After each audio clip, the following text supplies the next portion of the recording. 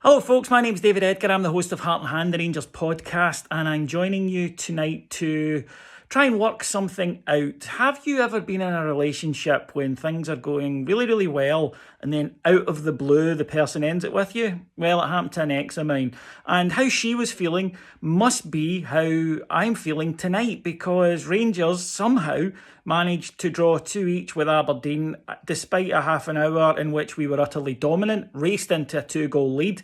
Aberdeen weren't at the races. Rangers had the game there for the winning and yet stopped, completely stopped. Some woeful defending allowed Aberdeen back into it, and instead of going top of the league tonight, which we really should have, we end up going 2 points behind, and it's a tough one to explain. I'm sure the players will be wondering what happened. I have to say I think it was just turning off and then not being able to turn back on again. The first half hour at Pittodrie was excellent. Rangers started on the front foot, and I thought we are by far the better team. James Tavernier was hit by something early on. Again, we'll see if anything's made of it. I doubt it. But Rangers surged at the start. They were all over Aberdeen, who just couldn't get out.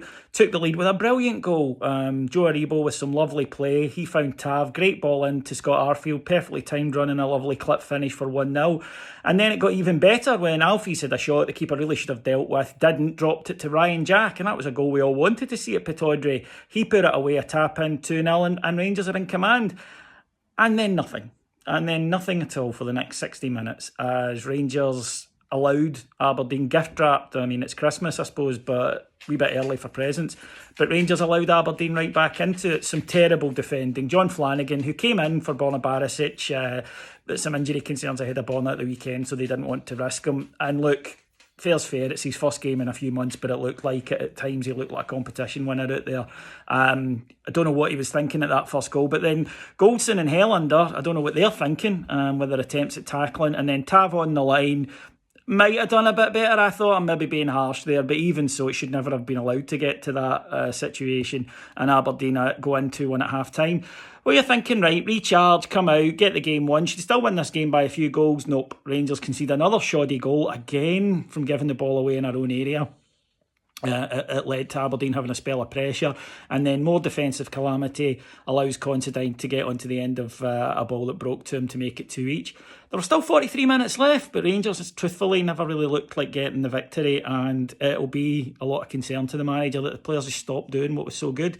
Manager's not blameless. His substitutions tonight I thought were poor. It had no impact at all. In fact, they only made 2, and one of them was Nico Katic in the last seconds to try and get in the end of a corner. Greg Stewart and Jermaine Defoe sitting there when you need a goal. Nah, it doesn't make any sense to me. And the real cause for concern is the form of the centre-backs. Goldson, I think, has been pretty poor recently anyway, but tonight he was god-awful. He just couldn't do anything right. Lazy on the ball. I thought his passing was poor. Just a terrible night for him, and Big Helander didn't do too well either. So it does seem a bit weird that you know, those two need to do a lot to go out of the team, and Nico Katic needs to do a hell of a lot to get in it. And I'm not quite sure I can see why those two are nailed on starters and the big man isn't. Both of them are very capable defenders on their day, but tonight they were having an absolute mare, and how they stayed on I have no idea. Similarly Flanagan, especially in the second half when you're chasing a goal, I thought that Andy Halliday might have been brought on, but Defoe and Stewart were the ones I just couldn't get my head round at all. And it was just a very, very bad night at the office for Rangers. Now, I know Celtic got a last-minute goal. And again, that will raise questions about the mentality. But I don't care about them. Rangers should have won tonight, end of story. And then what they did wouldn't have mattered in the slightest. I suppose if you're looking for a positive, and you really have to be grasping for a silver lining with this, it's that they've got a chance to get it right at the weekend. What was already a big game has become even bigger. In many ways, I think it will define our season. And if we defend like that, then forget it. Rangers need to be committed.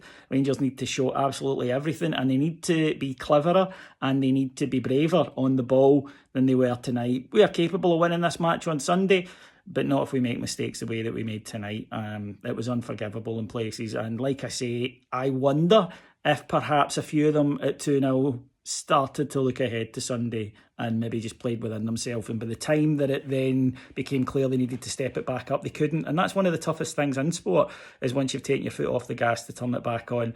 So a bad night, but they do have a chance to make it up on Sunday. If they win that, I promise you this will be forgotten very quickly, and that's an opportunity that I think all of us as Rangers fans hope they grasp. I'll be back to talk to you on Sunday, and I hope in a hell of a lot of a happier mood than I am right now. Until then, enjoy the build-up and hopefully enjoy the final. I'll speak to you on Sunday. Bye-bye.